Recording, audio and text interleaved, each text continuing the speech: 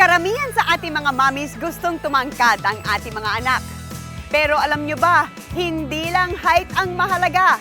Gusto natin tough din ang mga anak natin with strong bones and strong muscles. Kaya naman, we as moms, we encourage our kids to play and be active. Pero maliban sa active lifestyle, ano kaya ang kailangan para hindi lang sila tall? Tough din, kailangan nila ng vitamin D. So mga mommies, may vitamin D ba ang vitamins ng inyong mga anak? Good news! Ang Growy ay hindi lang may CGF.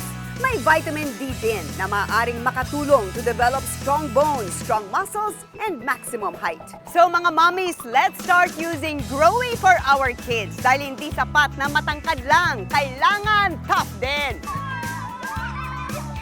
Mahalagang paalala, ang Growy ay hindi gamot at hindi dapat gamiting panggamot sa anumang uri ng sakit.